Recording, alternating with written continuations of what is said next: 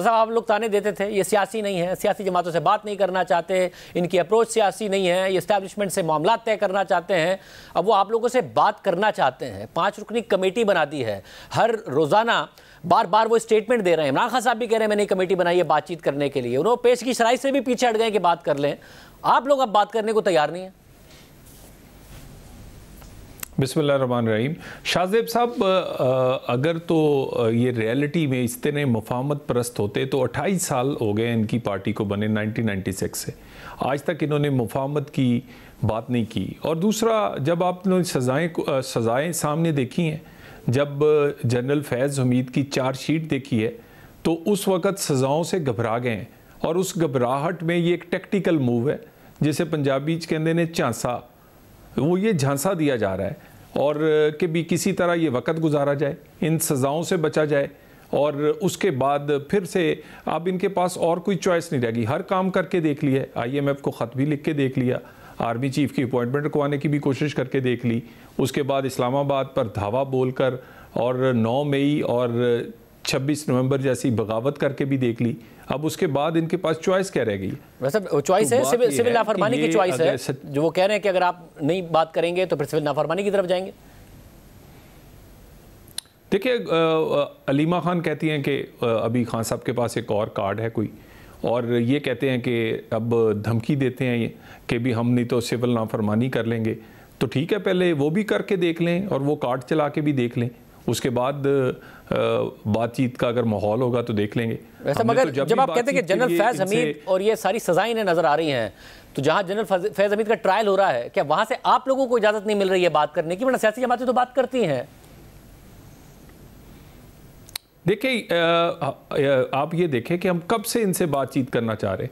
मियाँ नवाज शरीफ चल के इनके घर गए, उसके बाद इन्होंने क्या उसका रिएक्शन में क्या किया, धावा बोल दिया उनकी हुकूमत पे। उसके बाद आप देख लें, शहबाज शरीफ साहब ने अपोजिशन में कहा कि मसाके मईशत करते हैं, इन्होंने मजाक उड़ाया उसका, क्या NRO मांगते हैं।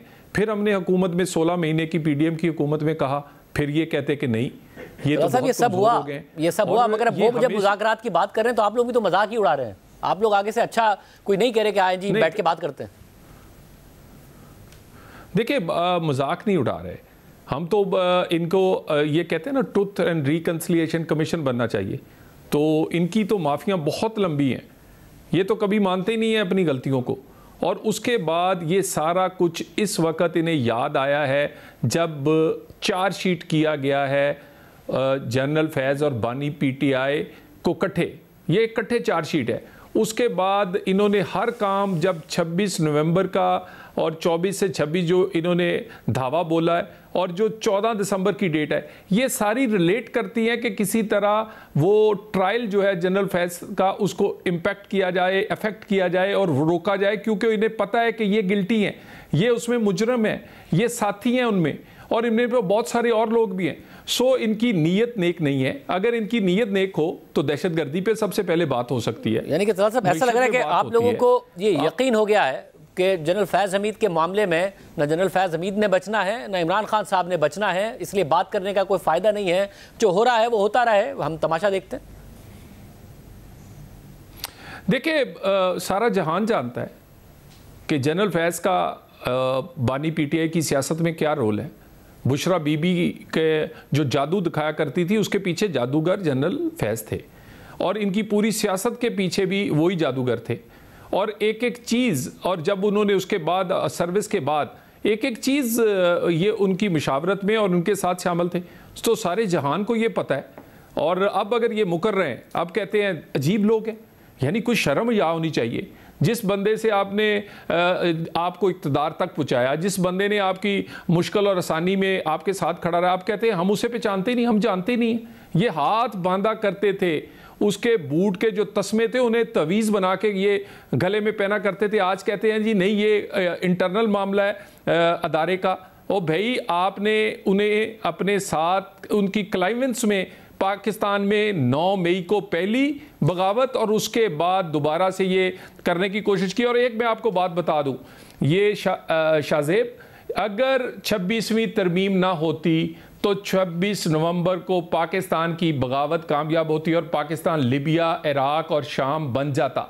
ये तो अल्लाह का शुक्र है कि पार्लियामेंट जागी है, पार्लियामेंट ने अपना आप दिखाया है। और अगर 26वीं तरमीम ना होती तो मगर साहब आपको ये लग रहा है कि जनरल फैज़ का ट्रायल होता है, इन्वॉल्वमेंट आती है, क्योंकि बहुत सारे बड़े बड़े केसेस थे जिनके बारे में बहुत बड़े बड़े दावे किए गए थे 9 मई को लेकर भी, कुछ ऐसा हुआ नहीं है कि जिसकी वजह से कहा जाए कि जी तहरीक इंसाफ की सियासत ख़त्म हो गई। आपने पार्टी क़यादत के खिलाफ अगर कार्रवाइयाँ हुई तो इमरान खान साहब और बड़े हो गए, वो छोटे नहीं हुए। तो आपको लग रहा है कि अब ये जनरल फैज़ हमीद ऐसा मामला है जिसमें उनकी सियासत ख़त्म हो जाएगी? देखिए, सब कुछ इन्होंने करके देख लिया, इस्तीफे दिए, असेंबलियाँ तोड़ी, धावा बोला, बगावत की, कोई कार्ड रह नहीं गया। और उसके बाद आज जिनको हमें कहते थे ये चोर और चोरों से हम हाथ नहीं मिलाएंगे, याद है एक दफ़ा इंडिया हमला करने लगा था, उस वक्त भी ये हमारे साथ बैठना नहीं पसंद करते, आज हमारे साथ हाथ मिलाने, आज क्या हम वही नहीं है? यानी ये सारा इनके डबल फेस है। ये इस वक्त झांसा देने की कोशिश कर रहे हैं, हमें नेक नीति नज़र नहीं आ रही। नेक नीति नज़र आएगी उस वक्त जब गरीब की रोटी पे बात करेंगे, इकोनॉमी पे बात करेंगे, दहशतगर्दी पे बात करेंगे। और अब ये तो बात कर रहे हैं कि हमारे लोगों को रहा करें, हमारे ये सियासी कैदी हैं। ये सियासी कैदी नहीं है, ये मुजरम है बगावत के।